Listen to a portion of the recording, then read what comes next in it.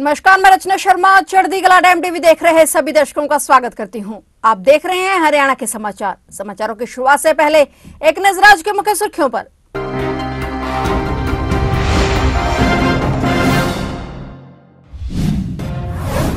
नायब के मंत्रिमंडल से खट्टर सरकार के 4 मंत्रियों की छुट्टी, दोबारा नहीं मिलेगी अहमियत। नए मुख्यमंत्री ने किया पहला मंत्रिमंडल विस्तार। मंत्रिमंडल में 8 नए साथियों का सीएम ने किया स्वागत। सीएम नायब सैनी के मंत्रिमंडल का पहला विस्तार। कमल गुप्ता सहित 8 विधायकों ने ली शपथ। अभय चौटाला को मिलेगी Y+ security. Punjab and Haryana high court में सुनवाई के दौरान आदेश। राठी हत्याकांड के बाद मांगी गई थी Y+ सुरक्षा।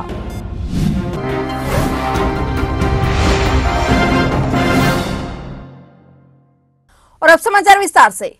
हरियाणा के नए मुख्यमंत्री ने लंबे इंतजार के बाद पहला मंत्रिमंडल विस्तार कर दिया है। चंडीगढ़ राजभवन में कैबिनेट और 7 राज्य मंत्री स्वतंत्र प्रभार बनाए गए। वहीं नायब सिंह सैनी के इस नए मंत्रिमंडल से पूर्व मुख्यमंत्री मनोहर लाल के 4 मंत्रियों की छुट्टी कर दी गई। इसमें सबसे बड़ा नाम पूर्व गृह मंत्री अनिल विज का है। इसके अलावा 3 राज्य मंत्री स्वतंत्र प्रभार के नाम भी हैं। इनमें ओम प्रकाश यादव, कमलेश ढांडा और संदीप सिंह शामिल हैं। गौरतलब है कि नायब सिंह सैनी को विधायक दल का नया नेता चुनने पर अनिल विज नाराज हो गए थे। इस नाराजगी पर केंद्रीय नेतृत्व सख्त हो गया और उन्होंने विज को नहीं मनाने का नए सीएम को हिदायत दी। वहीं 2 राज्य मंत्री ओम प्रकाश यादव और कमलेश ढांडा को खराब रिपोर्ट के कारण कैबिनेट ने जगह नहीं दी। इसके साथ ही पूर्व खेल मंत्री संदीप सिंह पर जूनियर महिला कोच के यौन शोषण के आरोपों की वजह से नायब सैनी ने उन्हें अपनी कैबिनेट में जगह नहीं दी।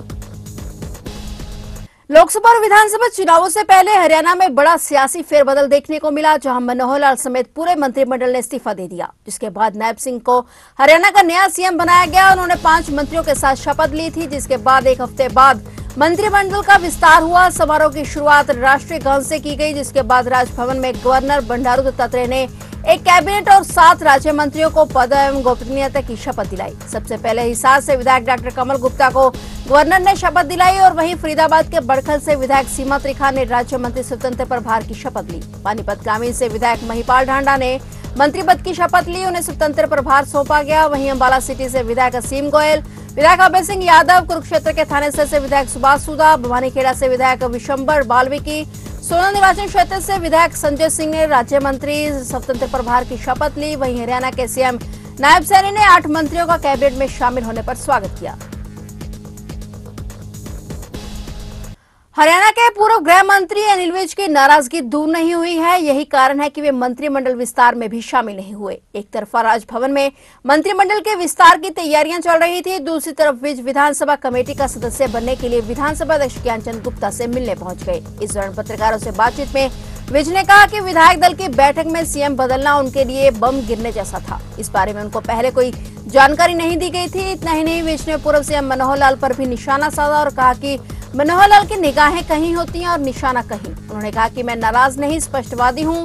पूर्व गृह मंत्री ने बताया कि अध्यक्ष ने उन्हें आश्वस्त किया है कि वह उन्हें किसी न किसी कमेटी के सदस्य जरूर बनाएंगे। विज ने कहा कि कमेटी सदस्य बनने के बाद वे हर मंगलवार और बुधवार को कमेटियों की बैठक में शामिल होने चंडीगढ़ आएंगे। गौरतलब है कि इससे पहले 12 मार्च को जब मनोहर लाल के इस्तीफे के बाद नायब सिंह सैनी प्रदेश के नए मुख्यमंत्री बने तो उस समय मंत्रियों की लिस्ट में अनिल विज का भी नाम था, लेकिन विज सैनी सरकार में मंत्री बनने को तैयार नहीं है।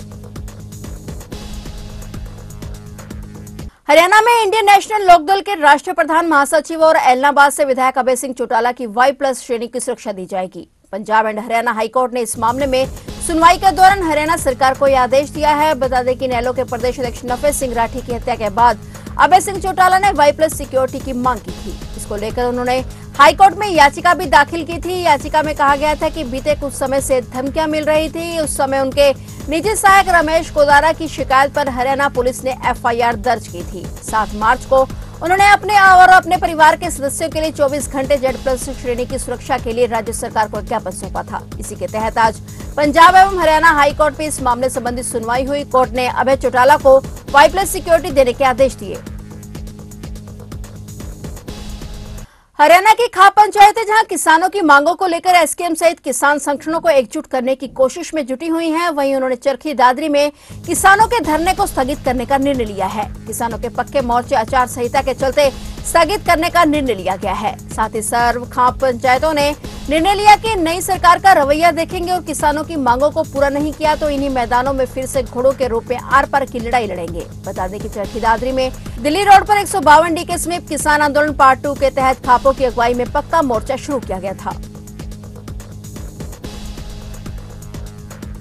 हरियाणा के निजी अस्पतालों में आयुष्मान एवं चिरायु कार्ड धारकों का फिर से कैशलेस इलाज शुरू कर दिया गया है। 16 मार्च से डॉक्टरों ने बकाया पेमेंट सहित अन्य मांगों को लेकर इलाज बंद कर दिया था, जिसके चलते पूरे प्रदेश में मरीजों को भारी दिक्कतों का सामना करना पड़ रहा था। लेकिन अब सरकार द्वारा बकाया राशि का भुगतान 15 अप्रैल तक कर दिया जाएगा। बता दें कि हरियाणा के विभिन्न निजी अस्पतालों ने चिरायु और आयुष्मान कार्ड धारकों का पिछले 6 महीनों में लगातार इलाज किया, लेकिन उन्हें उनका भुगतान सरकार ने नहीं किया, जिसके चलते 16 मार्च से डॉक्टरों ने इलाज बंद कर दिया था। निजी अस्पतालों का सरकार की तरफ से लगभग 150 करोड़ बकाया था। अब हरियाणा सरकार के वरिष्ठ अधिकारियों और इंडियन मेडिकल एसोसिएशन के प्रतिनिधियों में बातचीत हुई, जिसमें यह तय हुआ कि बकाया राशि का भुगतान 15 अप्रैल तक कर दिया जाएगा और भविष्य में 15 दिनों में पेमेंट करवाने का प्रयास किया जाएगा। इसके लिए अतिरिक्त डॉक्टरों की ड्यूटी लगा दी गई है। वहीं सरकार के फैसले से कार्ड धारकों ने राहत की सांस ली है। हरियाणा में लोकसभा चुनाव की घोषणा हो चुकी है। वोटिंग से पहले राजनीतिक दलों का जोड़ तोड़ का समीकरण चालू है। 4 साल पहले इनेलो को छोड़ भाजपा ज्वाइन करने वाले वरिष्ठ नेता रामपाल माजरा एक बार फिर से इनेलो में शामिल हो गए हैं। रामपाल माजरा पूर्व मुख्यमंत्री ओम प्रकाश चौटाला और अभय सिंह चौटाला के करीबी रहे हैं। इस प्रकार से यह रामपाल माजरा की घर वापसी है। इनेलो में माजरा की घर वापसी के बाद उन्हें इनेलो का प्रदेश अध्यक्ष बनाया गया है। बता दें कि 24 फरवरी को नफे सिंह राठी की हत्या हो जाने के बाद इनेलो के प्रदेश अध्यक्ष का पद खाली रह रहा था और चूंकि अब लोकसभा चुनाव है, ऐसे में पार्टी जल्द से जल्द योग्य व्यक्ति को प्रदेश अध्यक्ष की जिम्मेदारी देना चाहती थी। गौरतलब है कि लगभग 40 साल की राजनीति में देवीलाल परिवार से जुड़कर रामपाल माजरा 3 बार विधायक और मुख्य संसदीय सचिव रहे हैं।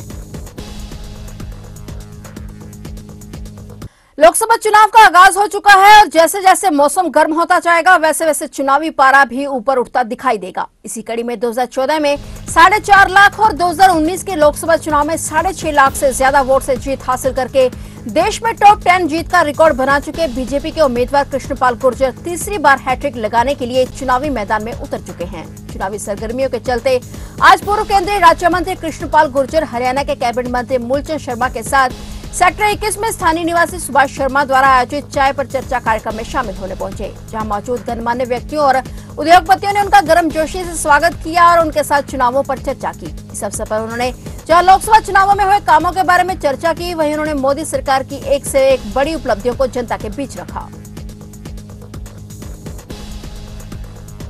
देखिए शर्मा जी, मैंने जीवन में चुनाव बहुत लड़े हैं और बहुत लोगों को लड़ते हुए देखा है, लेकिन ये इस बार का चुनाव एक अलग किस्म का चुनाव है। पहली बार देख रहा हूं कि नरेंद्र मोदी जी के सामने मैदान खाली है। ठीक है।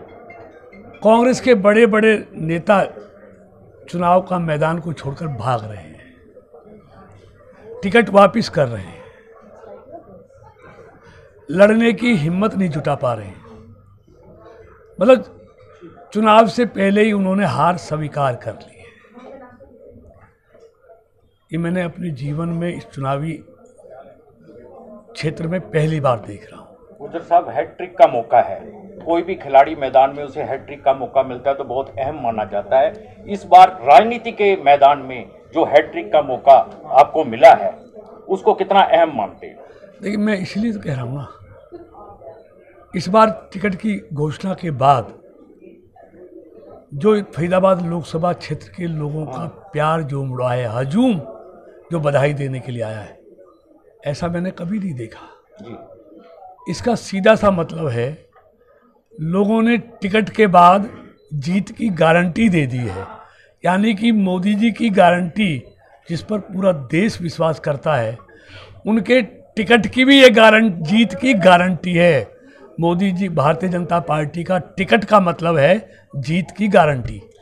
लोकसभा चुनावों की घोषणा हो चुकी है और 16 मार्च से देश भर में आचार संहिता शुरू हो चुकी है। वहीं अंबाला में भी इसे लेकर पुख्ता इंतजाम किए जा रहे हैं। ज्यादा जानकारी देते हुए उपायुक्त अंबाला ने बताया कि अंबाला लोकसभा सीट के अंतर्गत 3 जिले शामिल हैं, अंबाला, पंचकुला और यमुनानगर। इन सभी जिलों में लगभग 2077 पोलिंग स्टेशन बनाए गए हैं, जिनमें से अंबाला में 927 पोलिंग स्टेशन है और इन सभी पोलिंग स्टेशन पर सभी जरूरी इंतजाम किए जा रहे हैं। डीसी ने बताया कि कोई भी राजनीतिक पार्टी बिना अनुमति के जनसभा का आयोजन नहीं कर सकती। उन्होंने आम जन से भी अपील की कि जिन लोगों के पास असला है वे उसे आसपास के थानों या गन हाउस में जमा करवा दें। वहीं इंटरस्टेट नाके शुरू हो गए हैं और आने जाने वालों की चेकिंग की जा रही है। हमने सभी ड्यूटीज लगा दी गई हैं।